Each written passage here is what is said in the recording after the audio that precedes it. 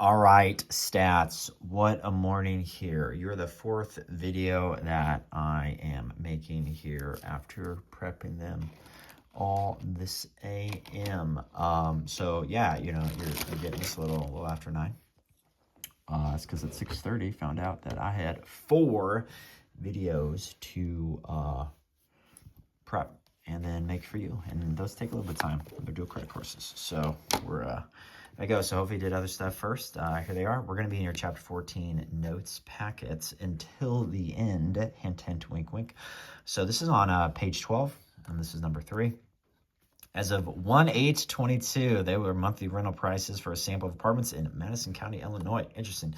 Construct a 95% confidence interval for the true mean. All right, so what you do is you got your calculator, you hit data, and then you edit list 1.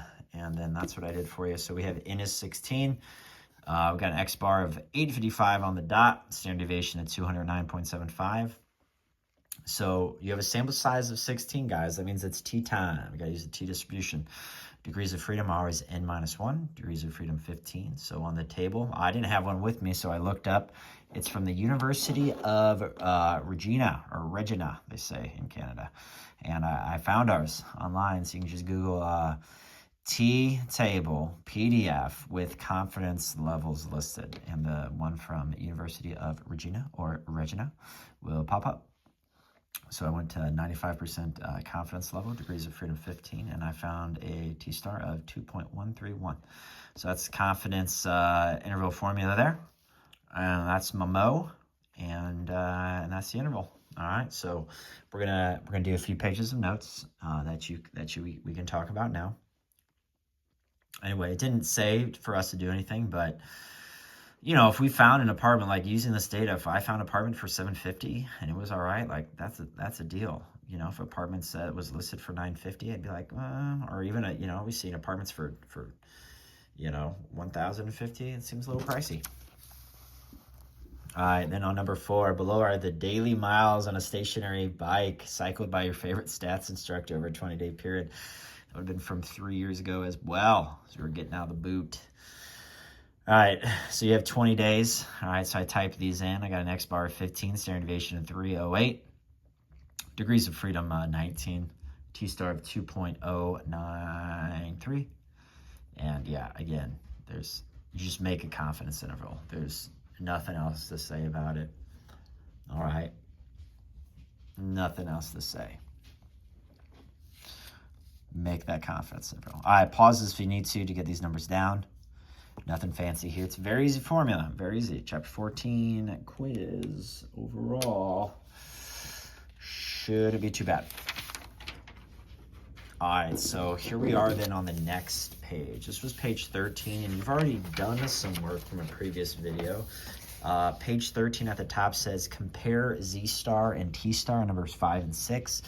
So on the hopefully left side, now you did a 99%, I think. I'm going to change that because this one's harder to look up. Degrees of freedom 19, I had to, first when I Googled it, it was off by 2 thousandths, it looked like. So anyway, 2.023 is the Z-star for degrees of freedom 39. We can find that. I think that's it. Again, I don't have the exact one. I handed out to you the other day, so that's going to be close enough. So I'm not going to do the 99. We're just going to look at 95%. So standard deviation, X bar remain the same.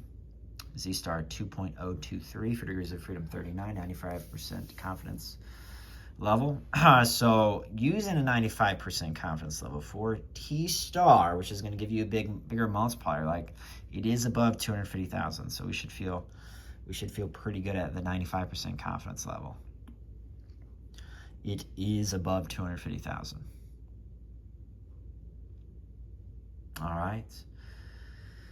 And on example 6, again, pause this now if you need to. On example 6, degrees of freedom 38, so it's going to be a little bit more, right? So 2.024 gets pretty close to 1.96. And we only have a sample size of 39. So we're just making a 95% confidence interval. So 2.024. I turned the mean and the standard deviation like I did on, last week.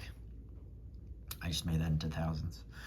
So if I compare, my margin of error is going to be bigger, right? So my lower bound for this mean confidence interval is lower, my upper bound is a little higher. Okay, just the margin of error is going to be bigger, which is going to make it a little bit more of a conservative estimate, which is good if you have a small sample size. It's good. Now, last thing with our notes here, let's go to the next page. I want to say we haven't done example 8 and 7. This is on page 14. Page 14, example 8. So we're doing a lifelong study, males and females. Guys, your sample size is huge, so you can definitely use Z. Definitely use Z, all right? For both of these. So let's look at the men. 2.576 is the Z star for both. Your sample size is huge, so very small margin of error now. All right, that's the 95%. We're just doing 95%. Oh, I'm sorry, we're doing 99% here. We're gonna do 99% on example 7, and we're gonna do 95% on example 8. Okay, so I'll find the margin of error for the ladies sample. So now I'm gonna make a conclusion. So on the high end, men could average a lifespan of 74.97, but on the low end, females, because like we can't say like, oh, that's higher, they won automatically. No. People that came out ahead in the sample, I need to look at their lower bound. The people that came out, well, not ahead in the sample, I need to look at their upper bound. And I need to look for overlap. The highest mean they can expect is 74.97. The lowest mean they can expect is 77.09. Folks, there is no overlap. So because there's no overlap, there's a clear winner, and it's females. We can say like females do in this group have the longer mean lifespan. There is no overlap. No overlap means there's a clear winner, and it's the females here with lifespan. All right. Now on 8, what I had to do is I had to make 17 minutes and 14 seconds into just minutes. So I took 14 divided by 60 and got that. And then I took 17.9 seconds and I divided by 60 and got that. And then same thing with 16 minutes and 56 seconds, 56 divided by 60. And then what was that?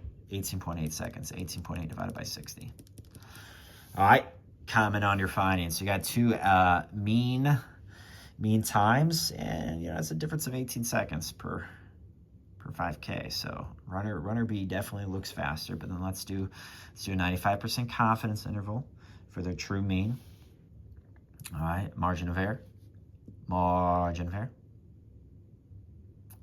So if I subtract it and add it,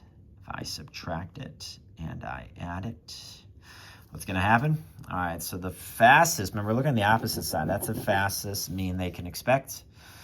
This is the slowest mean they can expect, and there's no overlap. So runner B is definitely over in terms of if we're looking at average, even if we just use these as samples going forward, there is no overlap. Runner B has the faster mean times for sure. This is a statistically significant result. Runner B, definitely quicker. All right, folks, so that is it with your traditional notes. Here we go. I'm gonna write this on a separate sheet of paper. You're gonna turn this in whether it's Wednesday or the next day. This is gonna be worth at least 5 points, at least. All right. Write down the question and the work. After 20 days, an average of 2.85 accidents with a standard deviation of 0.47 accidents has been observed at a plant. Does this represent a true decrease from an average of 3.5? That was before they're operating a new process. Maybe there's a new manager. Use a 95% confidence interval to explain. I mean, it looks under, but statistically speaking, is this like a big deal? All right.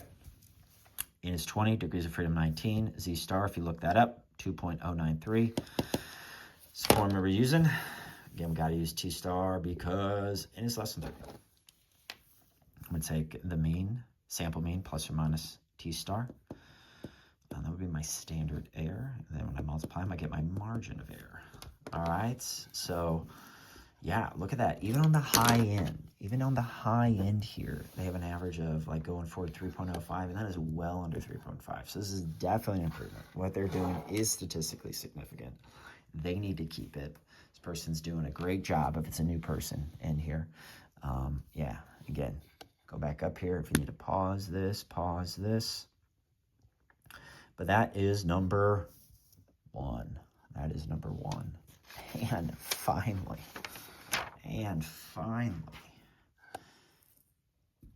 all right, number 2, you only have 2. This is it. After 25 days each, A has an average of 155.64 widgets made with a standard deviation of 15.79. B has an average of 142.76 widgets made with a standard deviation of 17.18. Make 2 separate 95% confidence intervals and state any conclusions you can draw. All right. Obviously, it looks like a 1, right? They're averaging almost 13 more, but like going farther, like could be make a claim that they're within the margin of error. It doesn't look like it, but what's the data say? Or what's the math say? How about that? So N is 25 for both, degrees of freedom 24, N minus 1, 95% CI. Means you're going to have a T-star of 2.064 for both. So A, the mean plus or minus T-star over the standard error. B, the mean plus or minus same as T-star over the standard error. That's your MO. Add it and subtract it. Again, A1 in the sample, so we need to look at their lower end. B lost in the sample, so we need to look at their upper bound. There is a little bit of overlap, but that means like the best B could think about averaging in the future does exceed the worst A could possibly average, as we get the sample size larger and larger, because there is overlap.